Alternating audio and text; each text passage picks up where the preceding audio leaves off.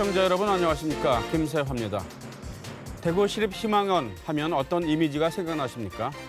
희망보다는 인권 사각지대라는 이미지가 강하지 않을까 합니다. 시립희망원에서 자행됐던 인권 유린에 대한 진상조사, 그리고 희망원 정상화 처방이 진행되고 있습니다만 은폐됐던 인권 유린 비리가 계속 드러나고 있습니다. 시사톡톡 오늘은 시청자들께 새롭게 드러난 인권 유린 실태를 알려드리고 지역 차원의 관심, 전문가들의 관심을 요청하는 시간을 마련했습니다. 잠시 뒤에 뵙겠습니다.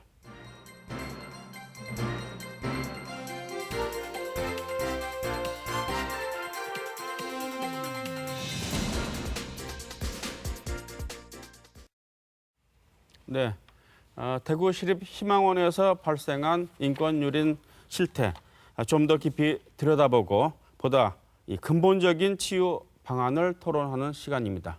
오늘 토론에 참석해 주신 패널들을 소개해드리겠습니다. 먼저 정남수 대구시 보건복지국장 나오셨습니다. 안녕하십니까. 어서 오십시오. 권혁장 국가인권위원회 대구인권사무소장 나오셨습니다. 안녕하십니까. 어서 오십시오. 은재식 우리복지시민연합 사무처장 나오셨습니다. 예, 반갑습니다. 네, 은 처장님은 대구시립희망원 대책위원회 공동대표입니다. 마지막으로 희망원 인권유린 실태를 심층 취재하고 있는 신병철 대구 MBC 기자 나오셨습니다. 안녕하십니까. 네, 어서 오세요. 오늘 좋은 말씀 부탁드리겠습니다. 대구시립희망원에서 자행됐던 인권유린 실태는 지난해부터 밖으로 유출되고 우리가 익히 알고 있습니다. 그런데 최근에 보면은 이 당국의 조사, 수사 결과가 있습니다만 많은 생활인들이 숨졌습니다. 근데 이 숨진 사람들 가운데는 병으로 숨진 사람들이 대부분입니다만 과실치사라든가 업무상 과실치사라든가 생활인 간의 폭행치사 사건이 있었지만은 이뿐만 아니라 우리 취재 결과 관리인이 생활인을 폭행해서 숨지게 했다는 관리인에 의한 폭행치사 사건에 대한 증언이 계속 나오고 있습니다. 먼저 신병철 기자가 이 추가로 확인된 인권유린 사태를 종합했는데요. 신병철 기자의 리포트를 먼저 보시고 토론을 계속하도록 하겠습니다. 보시죠. 1990년대 후반 대구시립희망원에 입소한 지체장애인 A씨. 입소 직후 처음 머물게 된 신규생활관에서 한 생활인이 희망원 고위 간부에게 폭행당해 숨지는 것을 보았다고 밝혔습니다. 야구방이 들고 막 어떤 능력을 들고 나가는데 누가 저거 만보예요. 내가 영웅이야. 2000년대 이후에도 신규생활관에서 폭행치사 사건이 있었다는 증언은 계속 이어졌습니다. 그 사람들 죽고 누구나도 그들이 병건인데 그들이 막아 죽은 것도 있어. 그런 걸 말해보면 큰일 나지. 이 사무실 걸라잖아. 그래 두들이 먹고 얼마 있다가 죽더라고. 희망원 내 많은 건물 가운데 외부의 접근이 허용되지 않는 곳, 신규동이라 불리는 신규생활관입니다. 자체 규율을 어기거나 처음 입소하는 사람들이 거주하는 이곳은 감옥보다 더 끔찍한 공포의 대상이었습니다. 그 안에는 자정은 누군가 업무 잡은 나야. 자정은 반기 때문에 업무 안 좋고요. 그 안에 맞은 이거 맞은 이게 그게 자정이야 이거 뭔지. 신규생활관에는 악명 높은 독방, 즉 징벌방도 있었습니다. 10여 명의 생활인들이 1.5평 규모의 작은 방에 갇힌 채 짐승 같은 대우를 받아야 했고 생리 현상도 독방에서 해결해야 했습니다. 가장 많이 때는 열명 연마 거기에 방에 못 누워가지고 가장 뭐야 자요. 그게 안 보면 어찌는 검찰 수사 결과 생활인 302명이 독방에서 평균 11일 동안 불법 감금된 사실이 확인돼 관계자들이 감금 혐의로 재판에 넘겨졌습니다. 지난해 국가인권위원회 조사 결과 2010년부터 2016년까지 모두 309명의 생활인이 숨진 것으로 확인됐습니다. 상당수가 제대로 된 응급 조치를 받지 못하는 등 관리 부실로 인한 사망이었습니다. 희망원의 노숙인 재활시설에 발생한 병사 201건 가운데 약 10%인 21건은 병사로 보기 힘들다는 결론이 내려졌습니다. 검찰 수사 결과 5명이 범죄와 관련돼 목숨을 잃은 것으로 드러났습니다. 조사 기간이 아닌 2010년 이전에는 얼마나 많은 생활인들이 어떻게 숨졌는지 알 수가 없습니다.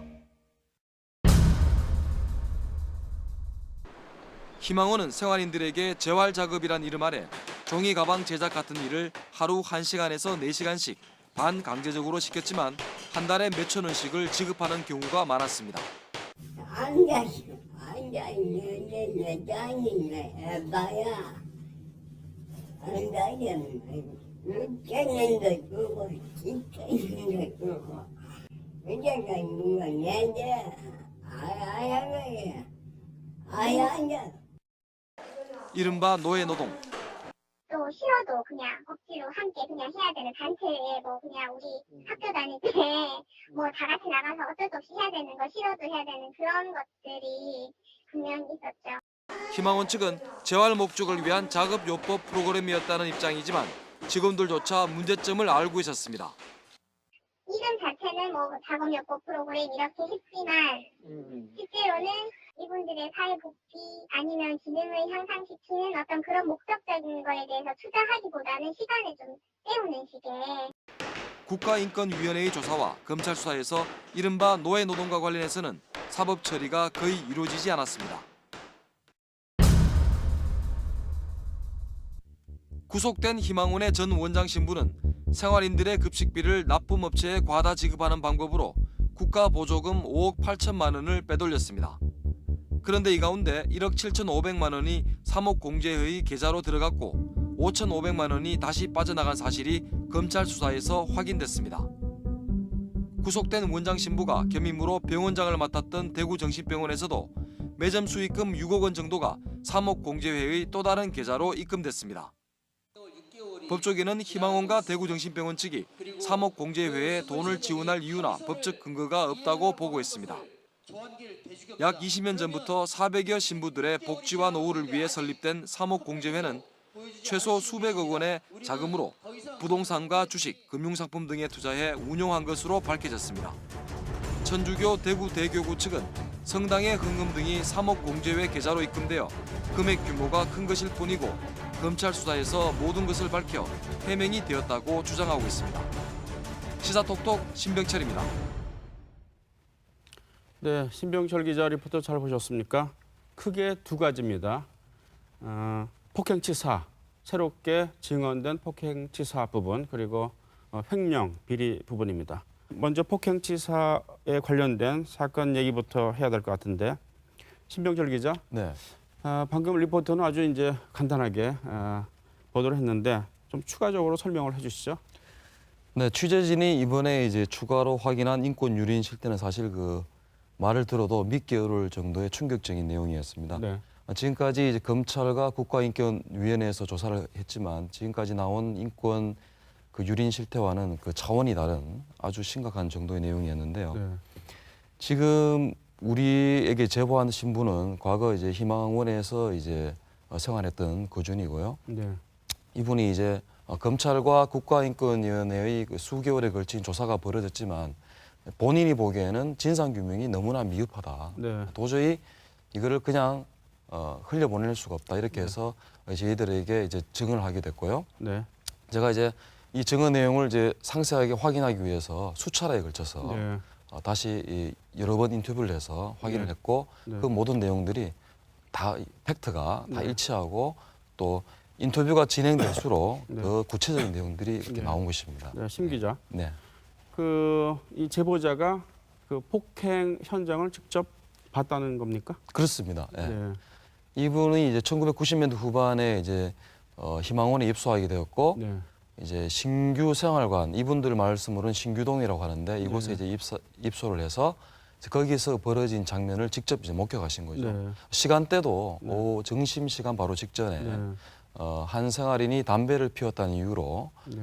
그 희망원의 아주 고위 간부가 네. 불러서 야구 방망이로 수차례가 한 수분 가까이 아주 무자비하게 폭행을 했고 네. 그 장면들을 이제 본인은 이제 그 폭행이 이루어진 장소는 복도였고 네. 본인은 그 복도와 한 10m 정도 떨어진 그 신규방이라는 곳이 있습니다. 거기에 네. 한 20명 정도의 네. 생활인들이 생활하고 있는데 거기서 그 장면을 지켜봤고 그 폭행을 당해서 숨진 것으로 추정되는 그분이 쓰러져서 의식을 잃고 하는 장면 그리고 네. 그분이 실려서 나가는 것 이 모든 것을 다 목격했다는 것입니다. 네. 자, 이런 증언이 나왔는데 사실 국가인권위원회 조사에서는 이런 관리인에 의한 폭행치사 이 사건에 대한 보고는 없었던 것 같은데 검찰 수사에서도 그렇고요.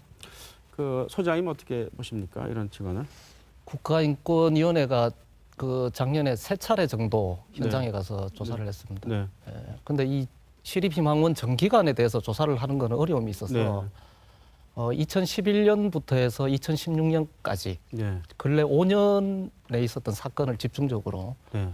조사를 했고 네. 그게 주로 이제 폭언, 폭행, 가혹행위, 네.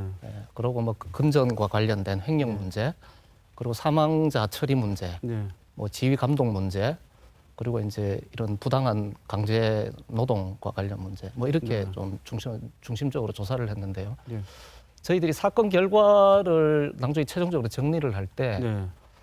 실제로 보면 공개하지 못하는 건 실제로 있습니다. 네. 예를 들면 저희들이 조사하는 과정에서 장기간 생활하셨던 분들의 진술을 받은 게 있는데 네. 앞에 이제 신병철 기자님 말씀하셨듯이 네. 예전부터 오랫동안 네. 실제로 군사 정권 때 그 이후에서 근래 2000년 네. 거의 10년 이럴 때까지 있었던 신규 생활동을 중심으로 한 가혹행위, 감금, 뭐 쇠사슬로 묶고 네. 뭐 폭행이 있었고 네. 그래서 위험한 상황까지 가고 좀 이런 진술은 저희들이 확보를 하고 있었지만 네. 이것을 객관적으로 확인하는 네. 그런 거는 사실 그까지는 추진되지 못했기 때문에 네. 사실 결과를 저희들이 공개하는 데는 좀 어려움이 있었습니다. 진술은 확보를 네. 했던 이런 거고 추가로 뭐 더 확인되고 그것이 저희들에게 접수가 된다면 저희들 뭐 다시 또 조사를 해야 되는 네. 그런 계획을 갖고 있습니다. 그러니까 추가적인 조사는 가능하고 예. 검찰의 수사도 필요하면은 뭐 할 수가 있다고 봐야 되겠네요. 뭐 해야 된다고 뭐 봐야 되겠네요. 그렇습니다. 네. 검찰의 수사 일단은 뭐 언론에서 저렇게 네. 다시 이렇게 새로운 좀 정황을 확인을 했고 네. 상당하게 좀 이래 신빙성이 있고 이렇기 때문에 네. 좀 책임 있는 기관, 뭐 네. 검찰도 그렇고 뭐 대구시와 같은 지자체도 네. 그렇고 새롭게 그 사실 확인을 하고 진상을 찾아나가는 노력들은 필히 좀 진행이 돼야 될 것 같습니다. 네.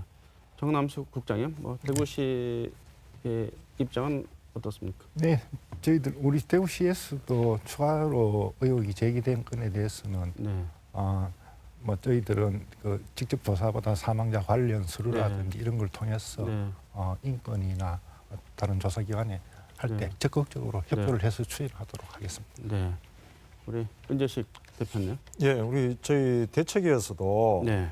인권위 그 조사 결과에 대해서도 굉장히 보수적이고 소극적인 조사 결과라고 비판한 바가 있고요. 네. 또 검찰 수사 결과에 대해서도 천주교를 너무 봐주기 네. 수사한 거 아니냐, 축소 네. 수사한 거 아니냐 네. 이런 부분들을 계속 주장을 해왔습니다. 그 근거가 방금 이제 신병철 기자님이 이제 보도했는 그런 내용들도 포함된다고 보여지고요. 그래서 따라서 반드시 그 공식적인 어떤 그 국가기구가 추가 조사를 해야 될 필요가 있을 것 같습니다. 네. 다만 그 희망원 사건이 우리 사회에 알려진 결정적인 계기가 되는 그 방송이 그것이 알고 싶다였는데 네. 그때도 많은 이 희망원에 거주했던 사람들이 밖에 나와서 사시면서 네. 몇 분이 증언하는 과정에서 네. 이후에 희망원 측에 굉장히 큰 압박을 네. 받으셨거든요. 네. 이런 점을 좀 감안해서 좀 신중하게 네. 좀 추가 수사, 조사 이런 것들이 반드시 네. 좀 필요할 것 같습니다. 네. 신병철 기자. 네.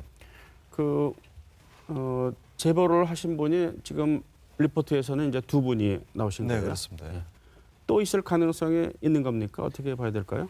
저는 이제 또 있을 수 있다고 보고 있습니다. 네. 그리고 실제로 저희가 이제 밝혀낸 부분은 이제 폭행치사 의혹으로 이제 보도한 부분은 이제 3건입니다. 네. 2건은 생활인에 대한, 그러니까 관리인이 생활인에 대한 이제 폭행치사 의혹으로 보이고 네. 한 건은 이제 생활인이 생활인에 의한 폭행인지 아니면 아까 조금 전에 말씀드린 것처럼 그 관리인에 의한 생활인에 대한 폭행에 의한 치사인지 이거는 이제 명확히 드러나지 않았고 세 건으로 보이고 최근에 얼마 전에 또 기사에 보니까 저희 보도 이후에 한 언론에서 또 취재를 해서 여성분 한 분이 이제 증언을 통해서 맞아서 사망했다 이런 또 증언을 하는 기사를 본 적이 있습니다. 뭐 그런 걸로 봐서 조금 전에 뭐 저 인권위원회 권혁장 소장님 말씀하신 것처럼 그런 부분들이 과거에 많았던 것은 틀림해 보이고 추가로 조사가 이루어진다면 충분히 사건에 대한 진상이 더 밝혀질 수 있을 것이라고 저는 생각하고 있습니다. 네. 소장님 추가 조사하려면은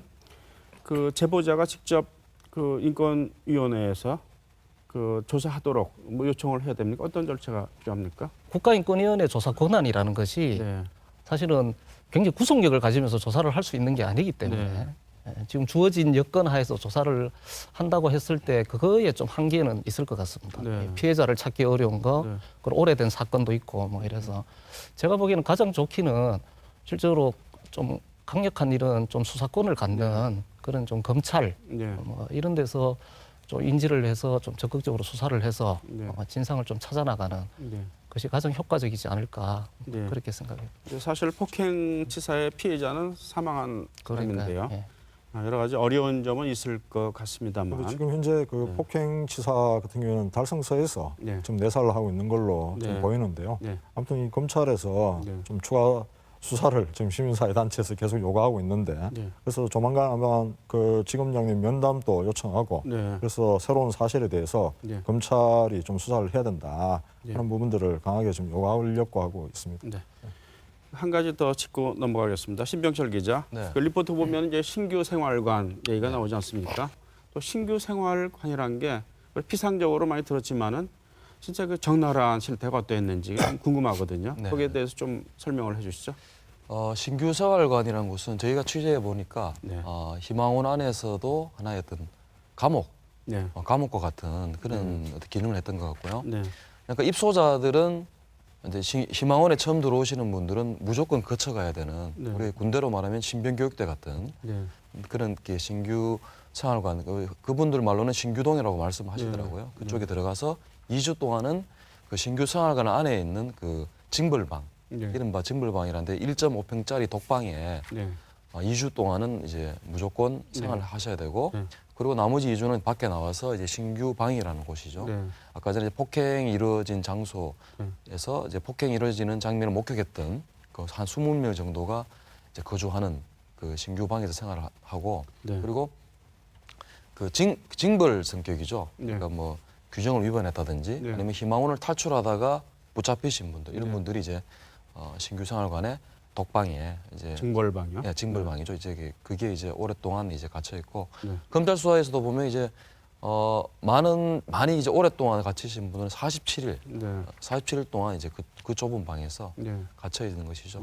우리 뭐 옛날에 보면 영화 같은데 보면 그 끔찍한 독방 그런 것하고 저희들이 볼 때는 별바 다를 바 없다고 생각하더라고요. 마치 신규 생활인에 대한 뭐 군기 잡는 그런 기능을 한 방이 아닌가라는 생각이 들고 또 규율을 어겼다 그러면 거기서 징벌을 주는 그런 성격의 방인 것 같은데요. 저희들도 조사 과정에서 이런 확보된 진술을 보면 실제로 이제 그 희망원의 인권 문제가 그 희망원이 생긴 이후로 사실 계속 이래 진행되어 왔었고 특히 7, 80년대 이런 좀 군사 정권 이럴 때는 사실 희망원 운영 체계 자체가 굉장히 군사 문화로 그대로 형성되는 오래 생활한 거주인들의 진술을 보면 그 신규 생활동 같은 곳인데 이 생활하는 그 거주 시설 자체가 아예 새창살로 되어 있는 경우 그래서 군대와 같은 막 일석저모도 취하고 말 안 들으면 흔히 말하는 얼차례, 뭐 엎드려 버쳐 원산폭경, 구타 뭐 이런 게 실제로 좀 진행이 되었고 더 심한 경우는 쇠사슬 같은 걸로 몸을 이래 강박하거나 이런 일들이 한 70년, 80년대부터 쭉 이어져 왔고 이 관행이 사실은 얼마 전까지 계속 유지되었던 이런 진술들은 반복적으로 좀 있었던 그런 사례가 있습니다. 저희들 취재 결과에서도 사실 그런 부분이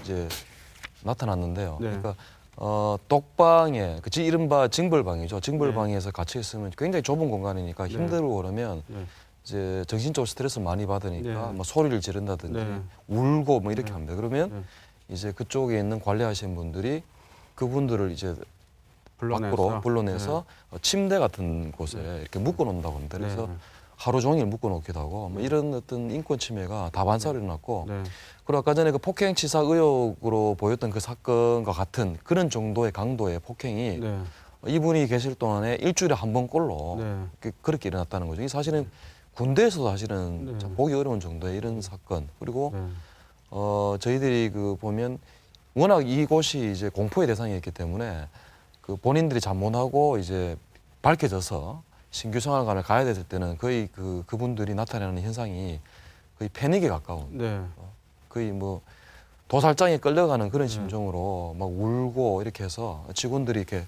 한 다리씩 4명이 들어서 강제로 데리고 가고 그 정도로 이 신규 생활관은 그야말로 희망원 안에서의 인권 침해, 온상, 산실 뭐 이렇게 저희들은 보고 있습니다.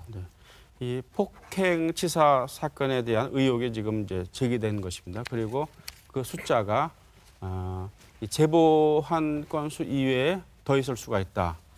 그렇다면은 결국 이 희망원에서 사망한 사람들에 대한 기록, 어떤 원인에 의해서 사망을 했는지, 또 이 사망 당시 어떻게 조치를 했는지, 또 사후 조치는 어떻게 했는지, 뭐 이런 것들을 좀 짚고 넘어가야 되는데 정남수 국장님, 이런 뭐 그 기록이라든가 이런 것들이 어떻게 되었습니까? 그 꼭 정리를 해야 될 부분인 것 같은데 이 부분 어떻게 보십니까? 네, 지금까지 저희들이 기록이나 이런 걸 봤을 때는 사망을 하면은 원칙적으로는 제일 뭐 표본적으로 해야 될 게 119 구급대해서 병원을 이송해서 거기서 의사 진단을 받고 이런 절차를 이제 하면 가장 정확하고 가장 뭐 또 정확한 진단에 의해서 사후 처리가 되는 경우입니다. 과거의 사례는 그렇지 않고 이제 뭐 자체 차량을 이용해서라든지 뭐 이런 식으로 해서 그게 이제 좀 폭행치사나 이런 과정에서 지난번에 309명 사망자 중에서도 뭐 일부는 또 동료 간에 했거나 또 이제 사망 원인이 가려질 수 있는 거죠. 그렇게 정확하게 해야 되는데 그렇지 못한 사례가 좀 나타났습니다. 그래서 저희들은 뭐 늦은 감은 있지만 이번을 기회 삼아서 이제 사망자에 대해서는 예외 없이 119를 통해서 그렇게 하도록 하는 지금 이미 조치를 하고 있고요. 그다음에 예방적인 차원에서는 저희들이 금년에 인권 옴부즈만 제도를 도입해서 현장에 배치를 해서 조금 그런 국가인권위원회에는 못 미치지만 사전 예방적 차원에서 인권 구제나 상담이나 이런 그 조치를 취해나갈까 생각하고 있습니다. 앞으로는 당연히 이제 그렇게 하셔야 되겠지만은 그 동안에 발생했던 것에 대한 그 조사를 하려면은 그러니까 그 원인과 조치 과정에 대한 이런 뭐 사실들을 명확하게 이제 수집할 수 있는 어떤 자료 같은 것을 확보를 해야 될 텐데 그래야 안 될까요? 그 부분은 어떻게 해야 될까요? 현재 이 국회에서 이 형제복지원 관련해서 진상규명법이 다시 발의가 되어 있습니다. 그렇게 본다면은 이 희망원도 형제복지원 못지않게 사안과 그 내용은 약간 다르더라도 과다 사망한 부분이라든지 또 아직까지 그 사망에 대한 진실규명 이런 것들이 제대로 안 돼 있다면 좀 뭐 문재인 대통령께서도 희망원 문제들을 좀 적극적으로 해결하겠다는 공약을 했기 때문에 그 형제복지원과 그 희망원을 묶어서 진상규명법이 어머니 국회에서 통과된다면 보다도 진상조사하는데 좀 바람직한 방향으로 가지 않을까 이렇게 좀 생각을 해봅니다. 네. 심 기자 어떻게 봅니까? 일단은 이제 신규 생활관 안에서의 그 과거에 있었던 인권 침해 부분을 이제 정확히 조사하기 위해서는 조금 전에 이제 은재식 지사님이 말씀하신 것처럼 그런데 전수조사가 좀 가능할 것 같고 그 생활관에 계셨던 분들이 사실은 뭐 그분들이 어디 다른 데로 가신 건 아니거든요. 사망하지 않은 분들은 아직도 이제 거기 생활하고 계시기 때문에 그분들을 통해서 조사를 하면 충분히 이제 조사가 이루어질 수 있습니다. 그런데 이제 문제는 뭐냐면 그분들이 아직까지도 이 국가기관들의 조사하는 것에 대해서 과연 정말 진정성이 있는 것인가, 네. 정말 어떤 개선의 어떤 그런 의지를 갖고 있는 것인가 이런 데 부분에 대한 어떤 불신이 있기 때문에 네. 입을 이제 열지 못한다는 것이죠. 네. 그게 이분들이 사실은 이제 어떻게 보면 가장 소외되고 힘없고 갈 데 없고 의지할 데 없는 마지막으로 왔는 부분들인데 이 부분들이 자기가 자칫 이야기를 해서 불이익을 당한다면 그분들한테는 진짜 심각한 상황이고 또 신규생활 같은 경우에는 그런 어떤 너무나 심각한 인권 그 유린 행동 때문에 거기 있는 생활인들이 자살하는 경우가 굉장히 많았다고 이야기를 합니다. 실제로 저희 제보자 같은 경우는 이제 그 90년대 후반부터 해서 한 10년 정도 이제 희망원에서 생활하셨는데 그분이 알고 있는 분들 중에서 사망하신 분이 70명 정도 사망했다고 합니다. 네. 우리가 사실 사람들이 평생 동안 알고 있는 사람들이 보통 뭐 학계 보고 같은 거 보면 한 200명 정도 네. 평생 알고 지내는 사람이 네. 한 200명 정도라고 알고 있는데 한 10년 사이에 자기가 알고 있는 사람 중에서 70명이나 사망했다는 건 이거는 뭐 엄청난 것이고 또 그분은 그런 죽음을 보면서 이렇게 울면서 나도 저렇게 언젠가는 죽지 않을까 하는 이런 걸 생각하면서 울었다고 이야기를 할 때 그 이야기를 들으면서 참 가슴이 미어지더라고요. 네. 그럼 이분들에 대한 어떤 진상 이걸 철저히 좀 밝히는 작업이 필요한데 그 부분이 좀 제대로 이루어지지 않고 있고 그 이유 중에 하나가 아직까지도 희망원 안에서 과거의 어떤 책임으로부터 자유로울 수 없는 부분 네. 그런 분들이 그런 직원분들이죠. 물론 사법 처리된 분들도 계시지만 네. 사법 처리되지 않으신 분들이 아직 상당수가 네. 수십 명 정도 아직까지 남아 있을 수도 있기 때문에 네. 그분들이 거기에 관리하고 있는데 희망원에 계신 그 생활인들이 이걸 이제 함부로 이럴 수 있느냐 이런 문제가 생기고 네. 그런 점들이 참 걸림돌이 되고 있습니다. 그리고 희망원 측도 적극적으로 나서지 않고 있고요. 네, 결국 조사를 하려면 대구시 국가인권위원회, 뭐 검찰 이런 기관에서 조사를 해야 되는데 그런 그 인터뷰를 통한 이제 전수 조사도 당연히 해야 되겠고 과거 기록 같은 것도 봐야 안 될까요? 그렇습니다. 저희들이 처음에 이제 취재를 했을 때 제보를 받고 했을 때 제가 이제 여러 차례 이렇게 증언을 이렇게 들은 이유 중에 하나가 이 내용이 너무 충격적이어서 이건 영화에나 나올 수 있는 그런 내용이어서 여러 차례 이렇게 증언을 들은 이유가 그건데 그래서 이제 이런 의혹에 대해서 부분을 확인하기 위해서는 이제 사망과 관련된 기록을 저희들이 봐야 되지 않습니까? 네. 그래서 뭐 대구시 지금 이제 뭐 국장님도 나와 계시긴 하지만 저희들이 좀 아쉬운 점이 네. 그 사망과 관련되는 내용들을 우리가 이제 확인하기 위해서 자료를 좀 보여달라. 네. 사망 관련된 기록을 좀 보여달라고 이야기했을 때 희망원도 그렇고 대구시도 그렇고 저희가 여러 차례 그리고 기간도 제가 알기로는 뭐 한 달 가까이 저희가 접촉을 해서 요구를 했음에도 불구하고 저희들이 취재를 거절당했습니다. 거절당해서 그 자료를 일단 보지 못했고 네. 또 저희들이 보도가 나가기 직전에 저희들이 직접적으로 이제 사망 사건 관련해서 이제 취재를 하니까 저희 내부 제보자들이 말에 따르면 화물차까지 동원해서 서류들을 어딘가 창고로 옮겼다는 거예요. 화물차로. 네. 그 분량이 엄청난 거죠. 그걸 옮기고 난 다음에 저희들이 보도 나오고 난 다음에 며칠 뒤에 자료를 다 파쇄했다는 거예요. 네. 그 저희들이 이제 확인을 했죠. 네. 그 희망원에는 대구시의 공무원분들이 5분이나 작년부터 이렇게 파견 와서 이제 관리 감독하고 계시니까 거기 있는 이제 책임자한테 저희들이 물어봤습니다. 이런 사실이 있었는지 확인하니까 그런 사실이 있었다라고 시인을 하셨어요. 네. 실수로 그런 일이 이루어졌다 이렇게 말씀하시는데 네. 이해가 되지 않는 거죠. 이렇게 이런 상황이 벌어져서 의심을 받고 있는데 그 실수로 벌어졌다. 그것도 보도 시점에 맞춰서 이걸 어떻게 판단해야 될지 참 이해가 가지 않습니다. 네. 그 이 사건 터지고 나서 희망원이 어떻게 대처했느냐 하는 부분에 대해서도 한번 우리가 살펴볼 필요가 있을 것 같습니다. 네.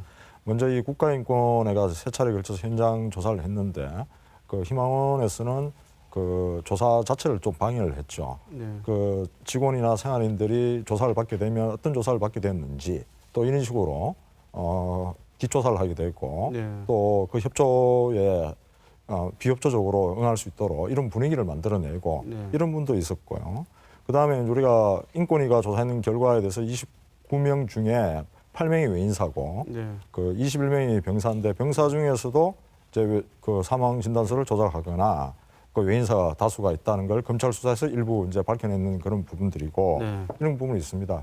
그래서 지금 시기가 아주 중요한 부분은 뭐냐면 과거에 20년 이상 이 일에 자유로울 수 없는 사람들이 이제 다 물러나왔거든요, 거의 다. 네. 그리고 6월 1일 날 새로운 이제 재단이 이제 이 수탁을 받아서 운영하고 있기 때문에 이 모든 과거에 일어났는 일들을 어떻게 제대로 조사해서 다시는 우리 지역사회에서 이런 일이 없도록 할 것이냐 하는 책임이 이제 네. 대구시에 있다라는 생각이 좀 들기 때문에 네. 대구시도 뭐 아까 우리 그 진상규명법이라든지 국회 차원에서 해야 될 것이지만 대구시 차원에서 정말 희망원을 뭐 진상조사하는 조례를 만든다든가 이렇게 해서 이걸 좀 규명하는 노력들이 법적으로 뒷받침됐으면 하는 바람을 좀 있고요. 그 대구시에 한번 제안도 좀 드리고 싶습니다. 네. 정 국장님. 네, 우선 저희들이 그 신병철 기자님께서 말씀하신 그 문서 파쇄, 네. 예, 파쇄건에 대해서는 저희들도 뭐 1차적으로 경위는 파악을 했습니다. 파악을 네. 했는데 그 과정에서 이제 저희들이 1차적으로 파악한 자료는 지출 증빙 서류였습니다. 지출 증빙 서류요. 네. 네. 지출 결의서라고 네. 있는 그 서류였습니다. 그 서류가 이제 그 아직 보는 연한이 남은 기간이 이제 뭐 감사 과정이나 이런 과정을 통해서 보관됐다가 표시된 걸 그 파쇄되는 걸 이제 제가 확인을 했고 그러니까 거기에 대해서는 보존 연한이 조금 남아 있는데도 파쇄를 했는데 네. 그 서류가 예. 이제 재무 관련 서류라는 말씀이시죠? 예, 네. 그렇습니다. 그래서 그거에 대해서는 저희들이 추가적으로 철저히 조사를 해서 네. 그 경위나 저걸 해서 사후 조치를 철저히 하도록 하겠습니다. 사망 관련 서류는 없었나요? 저희 사망 관련 서류는 아니었습니다. 이 이제 문서를 파쇄를 하려면 절차를 좀 네. 밟아서 문서 파쇄 대장을 이제 기록을 한다든가 하는 절차를 밟아야 되는데 그런 절차 없이 그냥 한 트럭으로 싣고 가가지고 외부 업체에 파쇄를 했기 때문에 사실 이런 뭐 해결 관련 서류뿐만 아니라 다른 서류도 있을 거라고 충분히 생각이 들고요. 또 하나는 그 희망원에서 문서 파쇄가 이게 처음이 아닙니다. 작년에 그 국가인권위원회 조사 들어가기 전에 또 문서 파쇄가 있었고 또 최초에 작년 2월에 또 대구시의 그 폭행 사건이 제보되었을 때 대구시가 감사를 하러 들어가기 전에 2월 달에 또 문서 파쇄가 1차적으로 또 벌어졌고요. 그리고 작년 10월에 또 검찰 수사 전에 뭐 문서가 파쇄되거나 증거인멸하는 그런 일이 여러 번 벌어졌기 때문에 이번 일도 이런 연장선에서 본다면 정말 희망원은 이 반성과 성찰이 전혀 없는 이런 시설이고 직원들의 이 끝까지 이 사건들을 숨기는데 급급했다. 또 이런 부분에서 대구시가 상당히 그 무능한 어떤 그런 모습들을 제대로 관리 감독을 하지 못하는 그런 모습들을 지속적으로 보아왔기 때문에 이번 문서 파쇄도 단순히 그 자료만 있는 건지 또 다른 어떤 사망 관련이나 인권 유린 관련된 서류가 있는 건지 이런 거에 대해서 아무도 알 수가 없는 그런 상황입니다. 예, 철저히 조사를 하겠습니다. 추가적인 문서 예. 파쇄는 일어나지 않도록 우리 대구시에서 좀 관리를 해야 될 것 같고요. 예. 네, 그리고 파쇄된 사항에 대해서도 추가적으로 철저히 조사를 하겠습니다. 이 부분에 대해서는. 저는 궁금한 게 예. 국장님한테 여쭙고 싶은 게 그 사망 관련되는 자료 확인해 보셨습니까? 예, 지금 저도 이제 사실은 신병철 기자님께서 앞서 이제 취재 요청 이런 거 했을 때 사실은 그 당시에 그 인수를 하는 법인은 아직 뭐 공고는 됐습니다만 아직 거기에 관여 안 할 때고 네. 그 당시에 이제 책임작법이 다 이제 사표를 내고 이런 과정에서 거기에 근무하지 않던 분이 와서 이제 총괄 원장을 할 때입니다. 네. 사실은 그 사항을 그분도 그 세부적인 서류 사항에 대해서는 확인을 못한 상태고 저희들이 사망 관련되는 서류가 지금 남아 있습니까? 희망원에 아니면 없습니까 지금? 있습니다. 네. 사망 관련된 서류 예, 남아 있습니까? 있습니다. 그런데 어떤 형태로 남아 있는 그까지는 저희들이 확인을 못했습니다. 그런데 그거는 확인을 할 겁니다. 이제 앞에 말씀드렸듯이 이 사망 관련 서류는 그 지금 모르겠습니다만 그때 조사하는 과정에는 있었습니다. 네. 병사 처리는 사실은 서류라고 얘기할 거 없이 그냥 병사로 명기만 해버리면 끝나기 네. 때문에 그것도 전산으로 처리되고 2000년도 이전 거를 말하죠. 아니요 이후에 2010년 이후에 저희가 말한 거는 그 이전 서류를 이제 보고 싶었던 예, 그거는 뭐 다시 확인을 해봐야 되고 저희들이 2010년 이후에 309분인가 사망을 하셨고 그 중에 노숙인 재활시설에 있는 분 중에 201명 그리고 외인사 9명 이거는 사실은 저희들이 그 전수 조사를 했습니다. 네. 했는데 조사하는 과정에서 사실 좀 자료의 부실함, 자료로는 어떤 판단도 하기 어려운 뭐 이런 게 좀 있어가지고 사실 좀 어려움이 있었고요. 그래서 사실은 관련 서류를 가지고 최종 사망 진단을 한 병원에도 확인해야 되고 경찰은 또 따로 만나서 또 확인해야 되고 이렇게 확인하는 과정에서 네. 사실은 충분히 그 사망의 원인이 밝혀져야 되는데 단순 병사 처리가 되거나 아니면 사망 진단서가 제대로 적시되어 있지 않거나 그러니까 이게 조작되는 거죠. 이게 보면 이런 거나 그리고 사실은 사망 원인도 불명확하고 그리고 외인사의 그로 충분히 이래 볼 만한데 이런 거에 대해서 제대로 된 의료적인 검증 절차를 거치지 않거나 네. 이런 것들이 밝혀진 것이 29건 정도가 네, 알겠습니다. 진상 추가적인 진상 조사가 필요하고 또 이 진상 조사를 위한 자료 보존 작업도 함께 필요할 것 같습니다. 폭행치사 관련 토론은 이 정도로 하고요. 대구시립희망원에서 발생한 횡령 비리라고 할까요? 이 문제를 좀 넘어갔으면 좋겠습니다. 리포트에서 신병철 기자가 그 노예 노동이라고 이제 표현을 했는데요.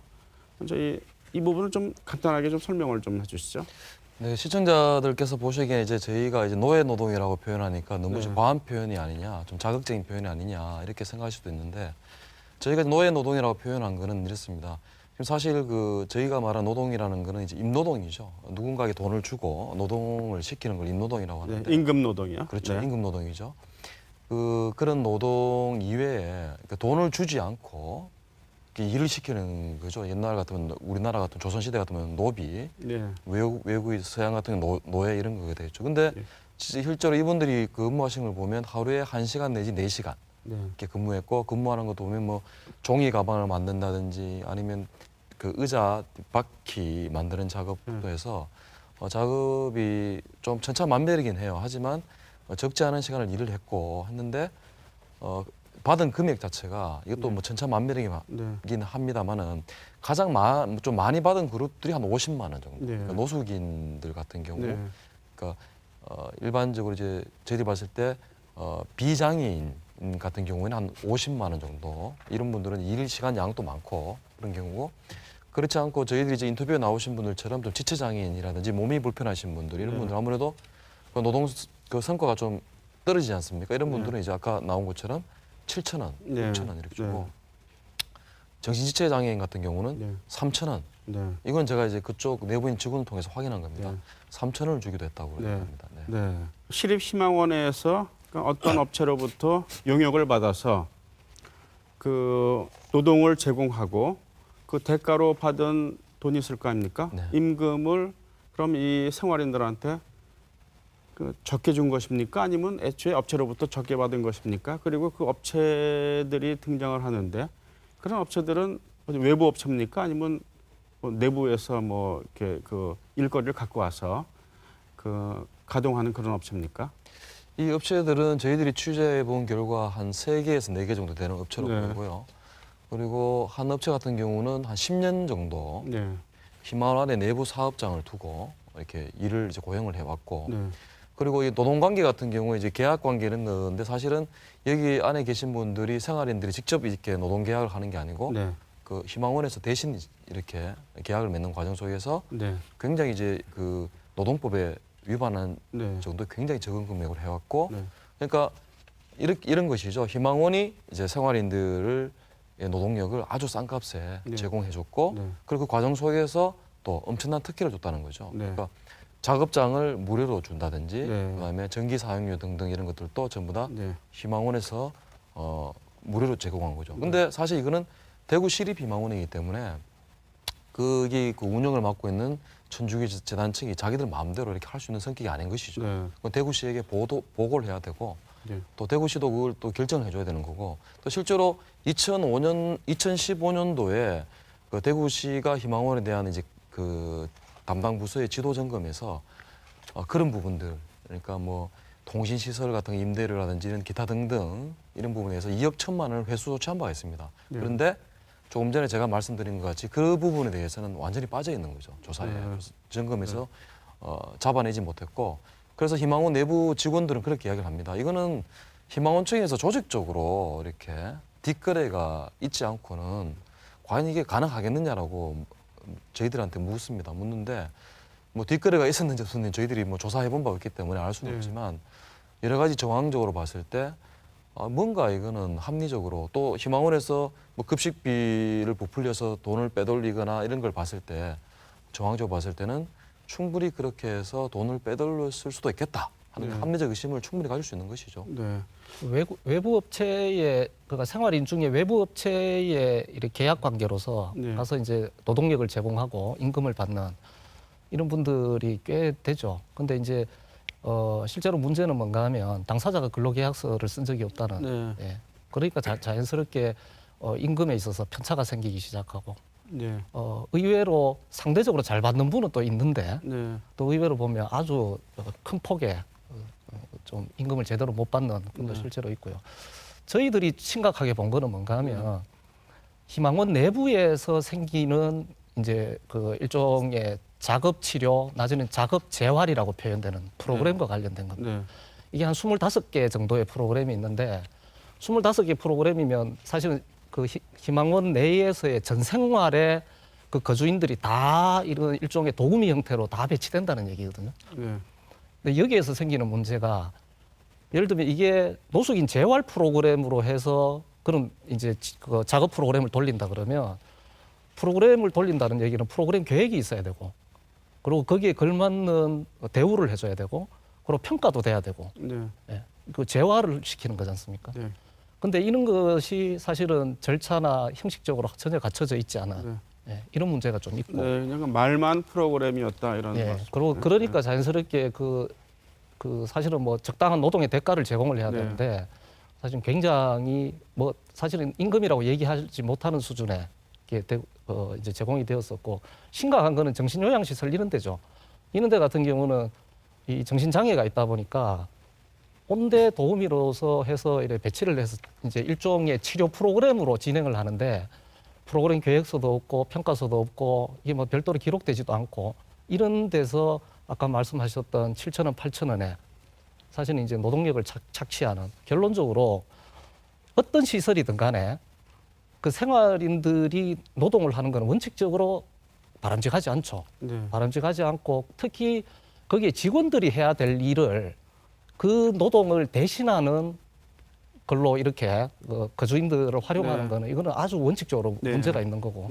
그래서 이게 치료 프로그램을 한다면, 재활 프로그램을 한다면 계획이 명확하고 평가가 되고 이것이 모든 것이 기록으로 보존되고 하는 이런 좀 과정을 꼭 거쳐야 된다. 그렇지 않으면 심각한 문제가 발생됩니다. 좀 덧붙인다면은 국가인권위에도 뭐 조사를 다 하셨지 않습니까? 보호를 받아야 될 거주인이 또 다른 거주인의 간병을 24시간 간병을 하고 그 기간도 6개월에서 최대 뭐 1년이 넘고 그런 부분들이 뭐 식사부터 해가지고 청소까지 광범위하게 좀 이루어진 거는 이제 우리가 국가인권위 조사에서 이제 드러나는 부분들이고 2010년 이전에는 그보다 더 했다고 좀 보여지고요. 근데 새롭게 이제 작업장 부분들 아마 노동청에서 별도로 또 감사를 한 걸로 알고 있는데 근로계약서는 작성 안 된 건 분명할 것 같고요. 그래 본다면은 그러니까 이분들의 그 근로 형태가 굉장히 불법일 소지가 크고 따라서 이제 최저임금법이라든지 이런 부분에 적용을 받아야 되는데 이거와 관계없이 아까 뭐 3,000원에서 뭐 7,000원 이런 얘기까지 나온다면 이게 아주 불법적인 이런 부분들이 아주 장기간 동안 이루어졌다면 그 이유가 아마 있을 거라는 생각이 좀 들어요. 이분들이 아마 그 전문성이 떨어져서 이런 부분을 모르고 했을 리는 제가 보기에는 없을 것 같고요. 이 사회복지사들이 100명 넘게 그 당시에 있었는데 그걸 모른다는 건 말이 안 되는 그런 부분들이고 근데 이런 부분들이 장기간 이루어져 있는 부분들로 본다면 뭐 대구시의 지도감독의 부실도 있을 거고 또 오랫동안 민간위탁을 통해서 아무런 이렇게 해도 뭐 아무 문제가 없구나 하는 부분에 대한 그런 부분들도 있을 건데 아무튼 이번 기회에 이거 전반적으로 한번 점검을 이것도 별도로 해야 되는데 이 노동관계 부분들에 대해서는 정확하게 지금 대구시도 발표를 하지 않고 있기 때문에 잘 모르는 부분들이 좀 있습니다. 그러니까 대구시에서도 이 부분에 대한 이제 정확한 조사가 돼 있지 않은 것 같은데 그 추가적인 조사도 뭐 이 부분 역시 있어야 될 것 같은데 어떻게 예. 보십니까? 저희들이 파악한 바로는 지금 외부 업체의 생활인을 취업시켜서 했던 2개 업체에 대해서는 지난 4월 하순에 이제 시정 지시를 하고 네. 약 2개 업체 근로에 참여하셨던 분 한 46분에게 네. 2억 2천만 원 정도의 시정 지시를 이렇게 한 개 업체는 지급을 완료를 했고 한 개 업체는 지금 그 지급을 진행하고 있는 중인 걸로 파악됐습니다. 그런데 이제 다만 업체가 아닌 내부에 뭐 이제 자활의 그 프로그램으로 사실은 이게 저희들이 뭐 1970년대, 80년대 더군다나 2000년대 초반까지 노숙인 복지법이 2012년도에 제정되기 전까지 아마 자활이라는 아주 좋은 명목으로 해서 계속적으로 이제 막 전례답습적으로 활용됐던 사례도 있습니다. 그래서 이번에 저희들이 할 때는 과연 원에 계시는 분들 재활이나 자활에 도움되는 사업을 음선해서 저희들 공인노무사나 이런 사전적 절차를 다 거쳐서 꼭 필요한 경우에 수행할 수 있도록 그렇게 하겠습니다. 네, 당연히 이제 프로그램 이름 하에서 이제 진짜 프로그램을 해야 되는 건 당연하고 그 동안에 이 프로그램 명목하에서 자행됐을지도 모르는 임금 착취 현상에 대한 조사는 필요해 보입니다.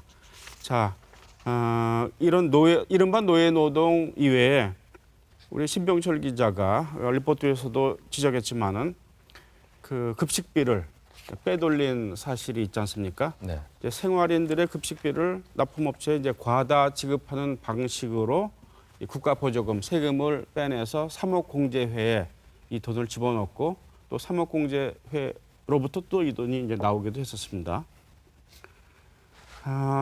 이 부분은 그때 대책위원회에서도 사목공제회 관련 이 횡령 부분이 있을지도 모른다 해서 검찰에 좀 집중적인 수사를 요구한다라고 많이 말씀하셨는데 우리 은 처장님 이 부분에 대해서 좀 말씀을 해주시죠. 굉장히 아쉬운 부분이죠. 네. 우리가 그 촛불 대선을 거치면서 우리 사회의 적폐 1순위가 지금 검찰로 좀 등장하고 있는데요. 네. 정말 천주교 눈치 보지 않고 검찰이 제대로 수사했다면 네. 이런 어떤 수사 결과가 났을까 네. 하는 생각이 좀 들고요. 네. 지금이라도 이 부분에 대한 아까 인권 유린 부분도 있고 또 사목공제를 통한 그 횡령 부분, 네. 돈의 흐름, 뭐 돈 세탁 이런 부분들을 좀 재수사할 필요가 있을 것 같은데요. 네. 전반적으로 복귀를 해보면 희망원의 원장이 바로 옆에 있는 대구정신병원 원장을 겸직했습니다. 네. 그리고 납품 비리를 저지른 업체가 동일하게 희망원과 대구정신병원에 납품을 했습니다. 아까 앞서 그 리포트에서도 그 매점을 통해서 6억 정도가 사목공제로 들어갔다는 부분들이 바로 그런 부분이거든요. 그런 부분으로 본다면 검찰 수사에서 개인적으로 쓰지 않았기 때문에 횡령죄를 묻지 않는 부분, 이거는 상당히 그 문제가 있다고 보여지고요. 네.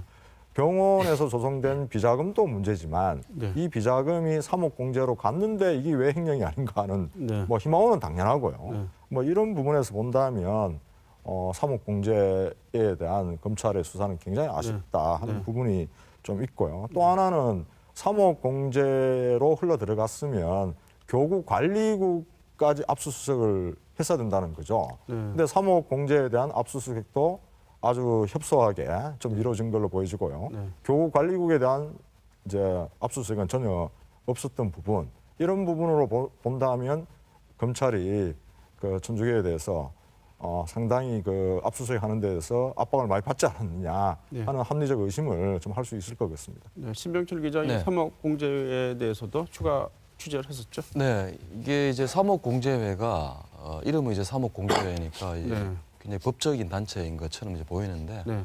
저희들이 취재해본 결과 그 천주교 대구 대교구 산하에 있는 사목공제회는 공식 기구처럼 되어 있지만 네. 사실은 법적 단체는 아닙니다. 법인이 아니고 이제 임의 단체인 그렇죠. 거죠. 개인 그러니까 뭐냐 이런 거죠. 그러니까 이번에 그 수사에서 드러나는 사목공제에 관련하는 통장 두 개가 이제 검찰에서 이제 들여다본 것이죠. 네. 거기 이제 하나는 희망원에 있는 그 원장 신부가 네. 5억 8천만 원을 이제 만든 다음에 그 중에 1억 7,500만 원이 입금되었고 네. 거기서 5,500만 원을 현찰로 찾았다는 거죠. 네. 이 부분은 이제 사법 처리가 된 겁니다. 네. 그 통장이 있고 네. 또 다른 한 통장은 아까 전에 은 처장님 말씀하신 것처럼 대구 정신병원장 희망 원장과 같은 분이죠. 네. 이분이 있는 그 대구 정신병원에서 이제 비자금을 조성해서 네. 그 돈이 3억 공제에 관련한 또 다른 B란 통장에 돈이 네. 입금이 된 거죠. 네. 입금이 됐고 다시 빼서서 돈도 썼습니다. 네. 썼는데 검찰에서 이제 수사를 해보니까 이게 뭐 병원 관련되는 일로 돈을 썼기 때문에 법적으로 문제가 없다. 횡령이 아니다. 그렇게 이야기하죠. 그러니까 비자금은 조성했지만 네. 횡령은 아니다. 네. 그래서 제가 이제 좀 이해가 되지 않아서 이게 대구 지역에 있는 많은 변호사님 그리고 네. 또 검찰 출신 변호사님을 네. 통해 취재를 해본 결과 이제 여러분들 통해서 취재해본 결과 이해가 되지 않는다. 네. 그러니까 3억 공제회에 그러니까 대구 정신병원을 운영했던 그 천주교 유지재단에서 네. 3억 공제 돈이 이렇게 가야 될 이유가 없다는 거죠. 네. 그리고 천주교 유지재단은 이제 천주교 유지재단이라는 통장을 갖고 있었을 네. 거고, 근데 3억 공제회는 물론 이제 대표는 같으신 분입니다. 조한길 이제 대주교 이름으로 되어 있지만 그 3억 공제 통장은 이렇게 개모임 통장처럼 조한길 대과 가로쳐서 이게 네. 3억 공제 이런 형태로 되어 있고 네. 입금이 들어간 그러니까 정신병원 쪽은 이제 법인 통장 네. 이런 형태로 되어 있다는 거죠. 네. 그러니까 이게 상식적으로 네. 이해가 되지 않는다는 것이죠. 네, 알겠습니다. 시립희망원에서 조성된 돈 그리고 이 정신병원에서 조성된 돈이 갔다가 나와서 이 시립희망원과 병원을 위해서 쓰여지더라도 완전히 다른 이런 뭐 임의단체에 갈 필요가 없다는 거기에 그렇죠. 이제 핵심이 있는 것 같아요. 네, 맞습니다. 이 정신병원에서 만약에 조성된 병원을 위해서 사용할 돈이라면 네. 정신병원 내에 통장에서 관리가 돼야 될 그렇죠. 부분이고 네. 1차적으로요. 그리고 병원에서 그 비자금을 조성했는 돈이 병원으로 사용했다 하더라도 3억 공제에 돈이 갈 이유가 전혀 없는 네. 그런 부분입니다. 네. 그 시민단체에 제보 들어오는 부분들도 그 3억 공제에 검찰에 이제 압수수색하기 전에 미리 이제 3억 공제에도 이제 전체적으로 한 5년 정도 그 자료를 뭐 포맷했다는 얘기가 좀 오기도 하고요. 네. 이런 사례들은 검찰이 희망원에 대해서 10월 달에 압수수색하기 전에도 그 희망원에 있는 컴퓨터뿐만 아니라 부식 납품 업체의 컴퓨터도 다 사전에 포맷을 했다는 얘기가 들리거든요. 네. 이래 본다면은 검찰의 압수수색이 사전에 누군가에 의해서 누출되는 의혹도 좀 충분히 제기될 수 있는 네. 그런 부분이라고 좀 보여지는데요. 네. 일단 이 3억 공제는 그 희망원이나 대구 정신병원뿐만 아니고 네. 천주교가 운영하는 사업장에서 조성된 비자금이 다 들어와 있는 걸로 좀 보여지고 네. 심지어는 이제 신도들의 헌금까지도 이렇게 다 뒤섞여 있는 네. 이런 부분으로 좀 파악이 되거든요. 네. 이런 부분에서 아까 법적인 법인도 아니고 하는 상황에서 국세청 감사도 조사도 안 받는 그런 아주 무소불위했던 이 그 교구 내에서는 권력을 유지하면서 또 교구 내에서는 또 공식 기구고 네. 그리고 성격은 그 신부들의 노후 보장을 위한 복리 후생을 위해서 쓴다라고 얘기하고 네. 이런 부분에서 일부 신부만 제외하고 대다수의 신부들도 3억 공제에 대한 예상과 운영이 어떻게 되는지를 전혀 모르고 있고 네. 이런 부분이라면 적어도 뭐 법적 조사를 하기 전에 천주교 대교구가 이 부분에 대해서는 명확하게 좀 해명할 필요가 있다 네. 하는 생각이 좀 듭니다. 네. 그 3억 공제회 통장주 이름은 누구로 되어 있습니까? 조한길 대구 대주교 이름으로 되어 있습니다. 네.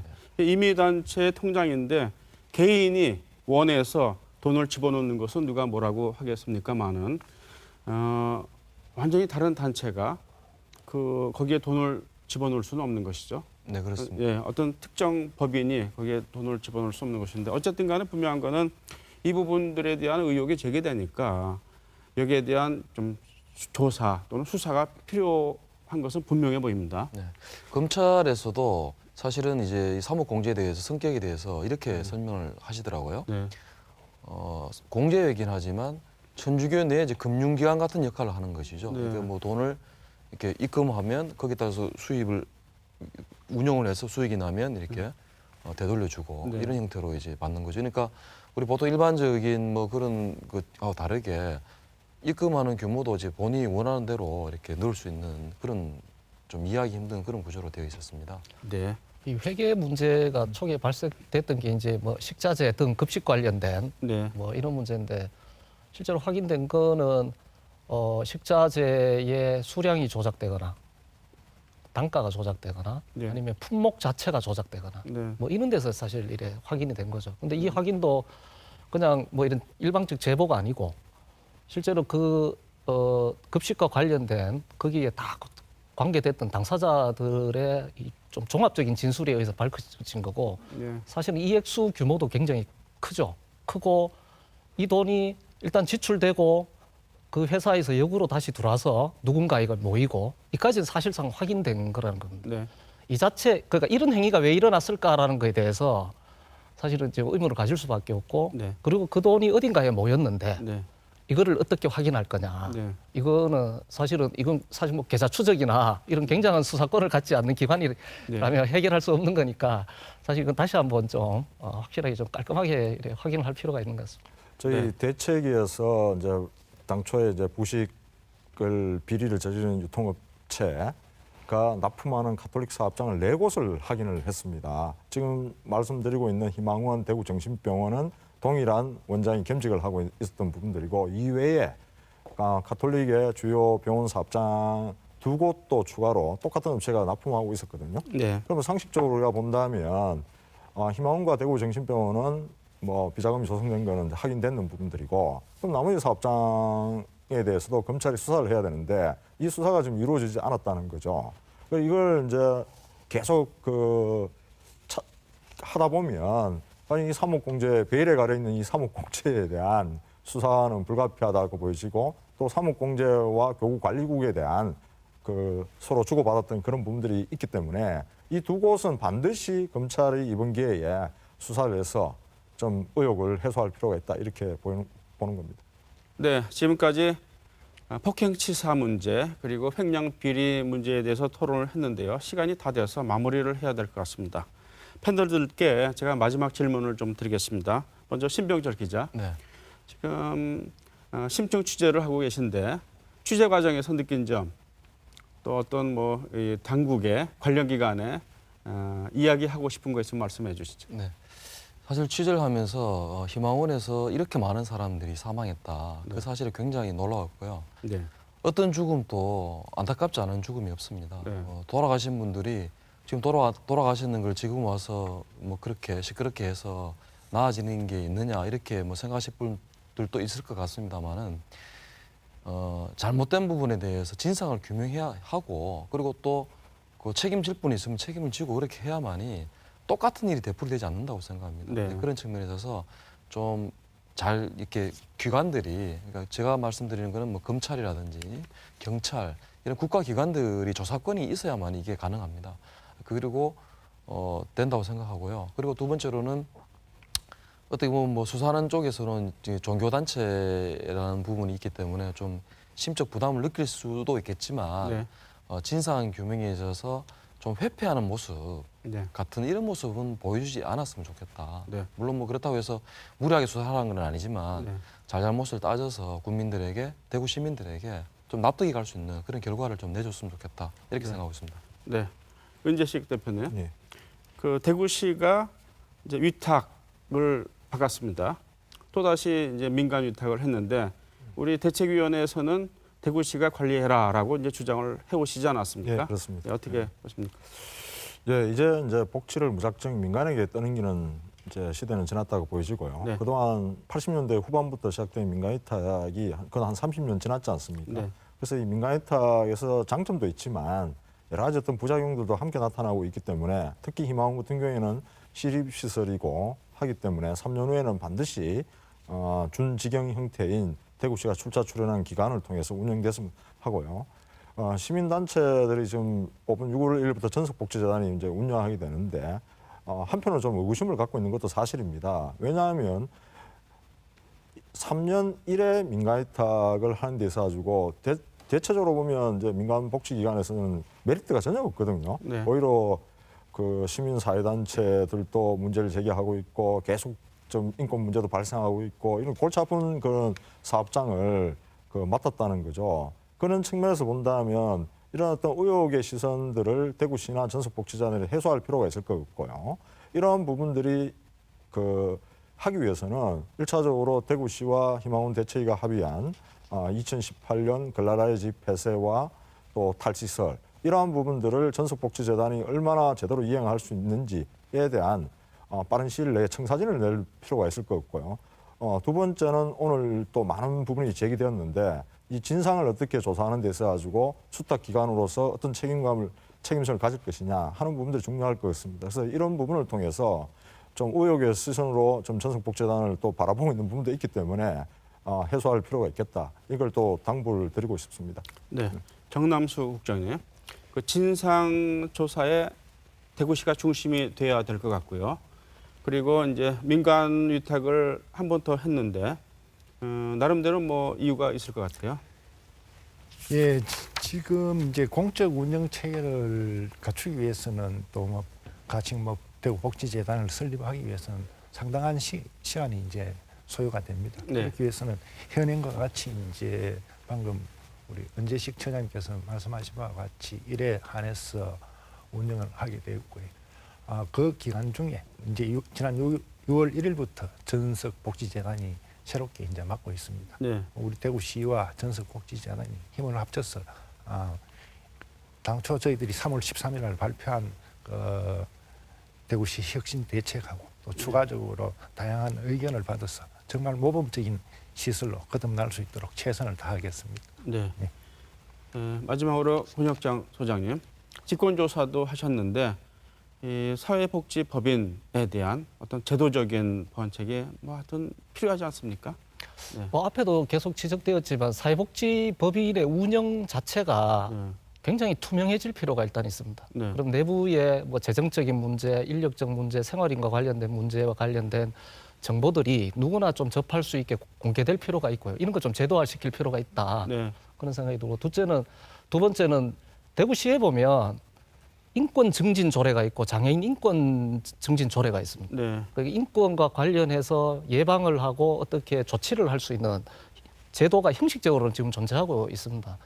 근데 이걸 얼마나 실효적으로 이제 활용을 할 거냐의 문제가 있는데 다행히 지금 뭐 인권 옴부즈만 제도를 도입하고 이런 이제 논의들이 되고 있는데 실제로 시민의 눈으로 사회복지 시설의 운영과 이런 거를 좀 들여다볼 수 있는 그런 장치들이 마련되어야 되겠다. 그게 네. 인권 옴부즈만 제도든 인권 센터든 뭐 이런 것이 좀 제도화되도록 이제 전향적으로 지금 좀 발전 방향을 찾아야 될 것 같고 각 시설에 있는 지금 인권 지킴이 단 뭐 이런 게 있습니다. 의무적으로 설치하는데 그런 것이 그냥 형식적으로 운영되는 것이 아니라 정말 실효적으로 운영될 수 있고 공정하게 운영될 수 있도록 좀 제도적 장치를 개선하는 이런 노력들이 지금 요구되고 있는 것 같습니다. 네. 시간이 부족해서 아쉽습니다만 오늘 말씀 감사드리겠습니다. 이 비리의 가장 깊은 곳에는 돈거래가 있는 것 같습니다. 오늘 토론에서 나왔습니다만 시립희망원 생활인들에게 지급되는 급식비 일부가 3억 공제회에 들어갔습니다. 3억 공제회는 가톨릭 신부의 복지를 위해서 설립됐습니다. 가장 가엾은 사람을 위해서 사용되어야 할 국민의 혈세가 신부의 복지를 위해서 빼돌려진 것입니다. 시립희망원이 겪은 상처를 치유하고 근본적인 처방을 세우기 위해서는 좀 더 엄밀한 조사와 수사가 필요하고 또 시민사회단체뿐만 아니라 좀 더 많은 전문가들이 참여해야 하지 않을까 합니다. 시사톡톡 오늘은 여기서 마치겠습니다. 시청자 여러분 감사합니다.